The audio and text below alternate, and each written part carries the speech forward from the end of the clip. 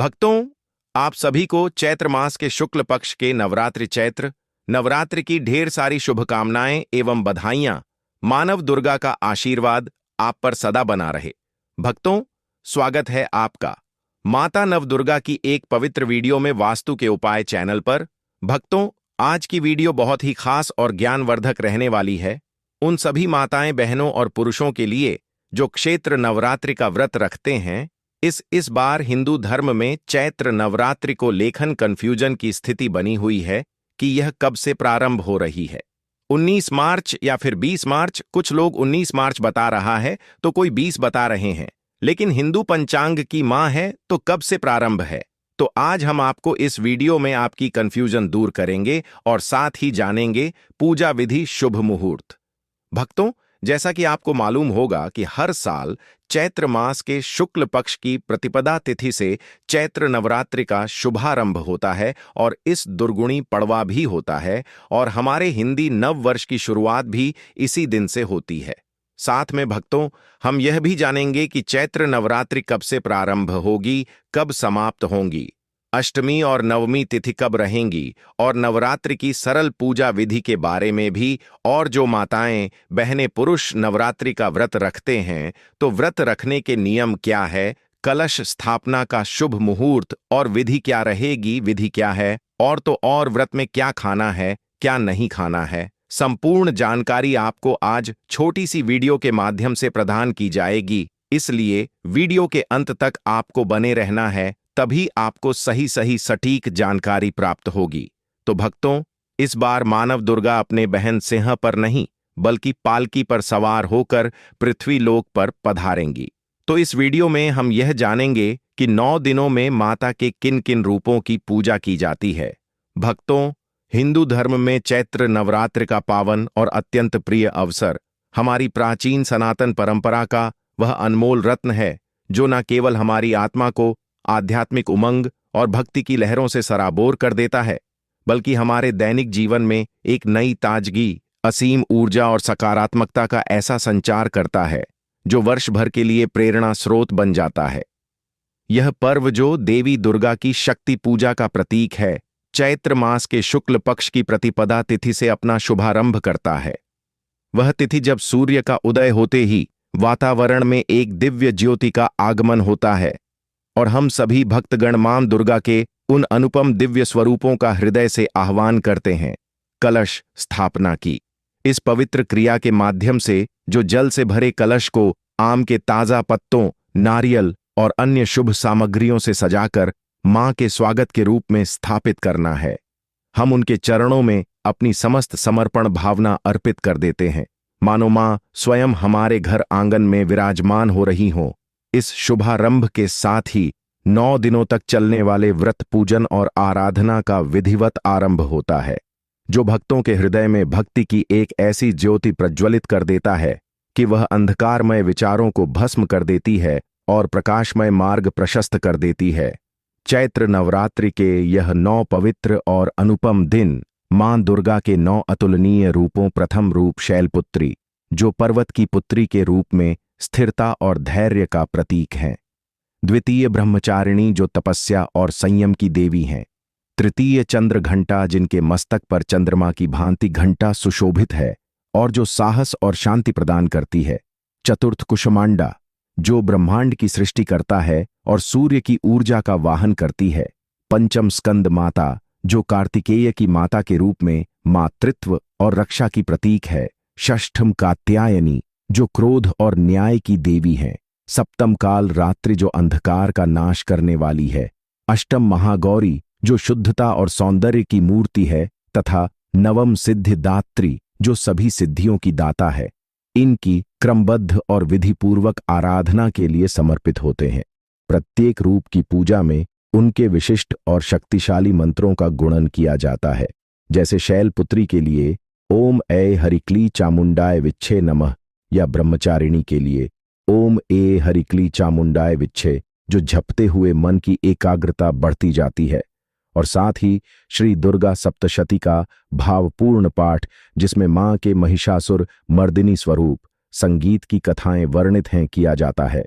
यह पाठ न केवल आत्मिक शांति और मानसिक स्पष्टता प्रदान करता है, बल्कि जीवन की हर प्रकार की बाधा, चाहे वे दैनिक संघर्ष हो या गहन आध्यात्मिक परीक्षाएं, को दूर करने वाली एक ऐसी शक्ति का संचार करता है जो भक्त को अजय बना देती है।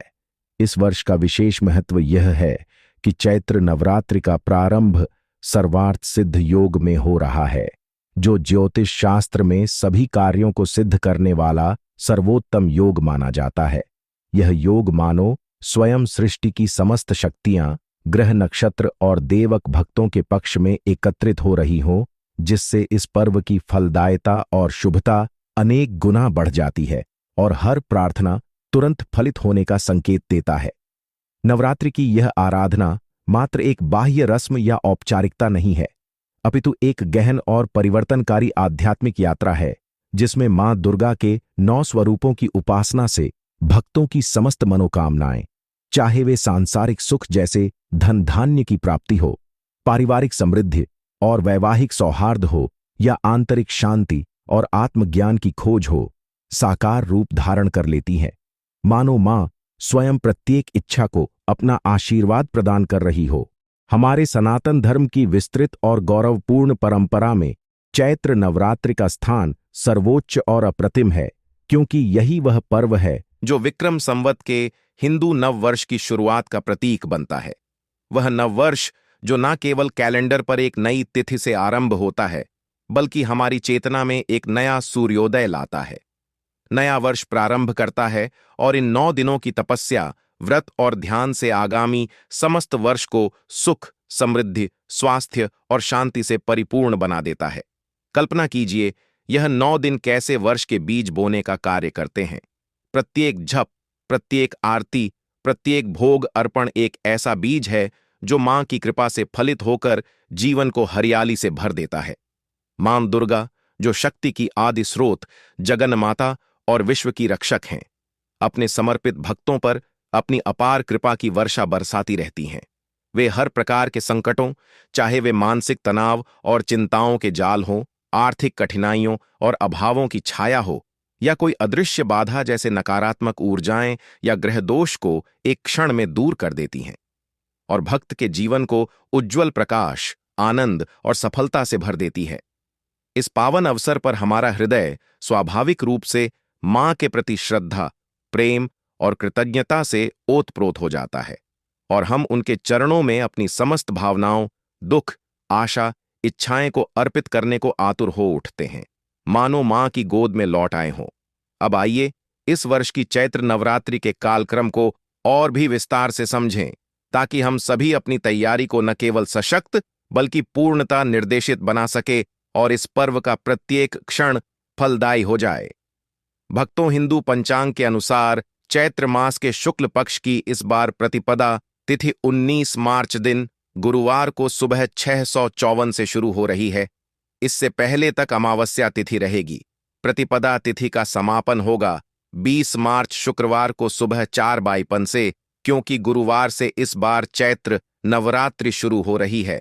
ऐसे में क्या महिलाएं इस दिन सिर से स्नान कर सकती हैं, यह भी आप आगे वीडियो में जानेंगे।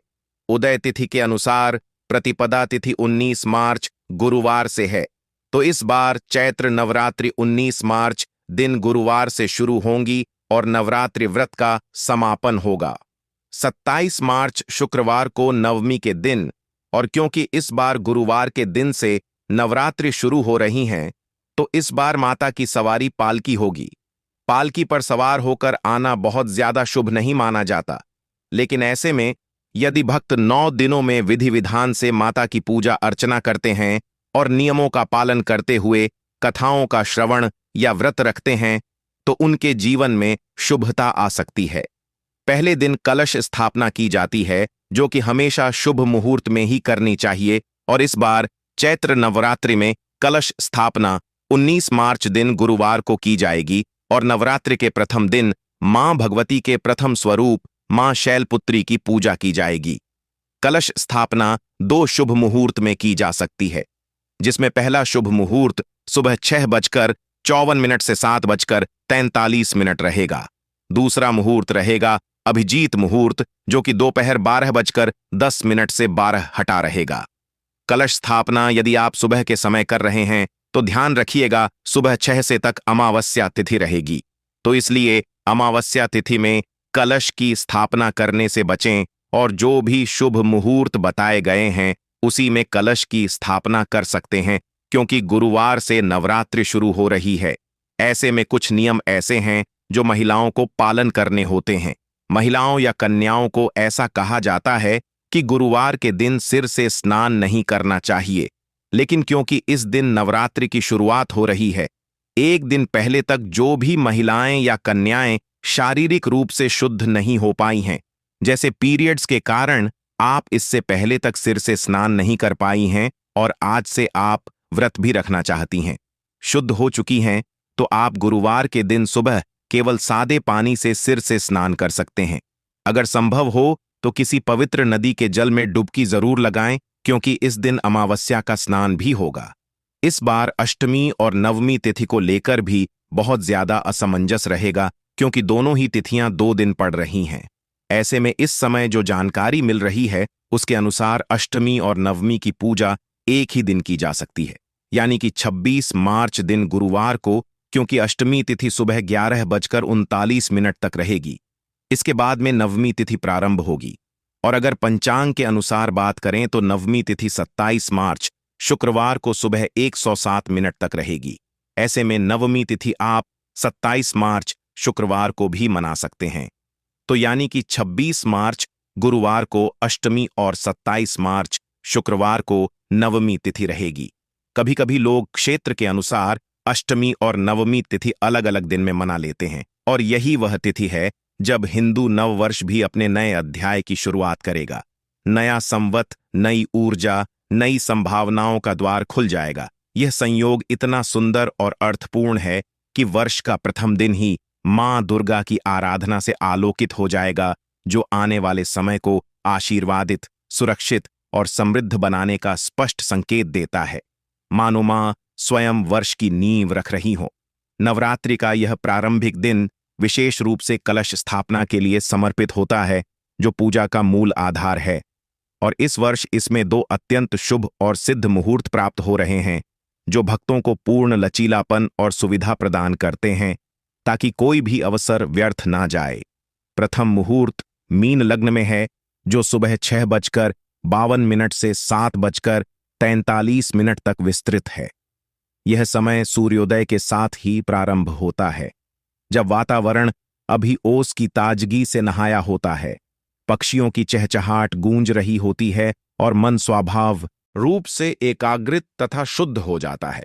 कलश स्थापना के लिए आदर्श यदि किसी कारणवश जैसे पारिवारिक व्यस्तता या स्वास्थ्य संबंधी बाधा इस प्रातःकालीन अवसर का लाभ न उठा पाए, तो द्वितीय मुहूर्त अभिजीत का है, जो दोपहर 1:25 बजे से 12:43 बजे तक रहेगा। यह मुहूर्त दिन के माध्यम में पड़ता है, जब सूर्य की किरणें पूर्ण शक्ति और तेज से चमक रही होती हैं। वातावरण में ऊर्जा का संचार होता है और कलश स्थापना इससे और भी पुष्ट, स्थायी तथा फलदायी हो जाती है। इन दोनों ही शुभ कालों में अपनी सुविधा, परिवार की परिस्थितियों और स्थानीय पंचांग के अनुसार घर में कलश की स्थापना करें, जिसमें शुद्ध जल से भरा तांबे या मिट्टी का कलश, 5 आम के पत्ते, लाल कपड़े से लिपटा नारियल, जौ की बेल, फूल माला, चंदन, कुमकुम और अन्य पूजा सामग्री से सज्जित होकर मां का हार्दिक स्वागत करने को तत्पर रहे। यह कलश 9 दिनों तक मां का प्रतीक बनेगा और घर में सकारात्मक ऊर्जा का केंद्र होगा। इस वर्ष की नवरात्रि पूर्ण 9 दिनों की है, जो 19 मार्च से प्रारंभ होकर 27 मार्च 2026 को समाप्त होगी,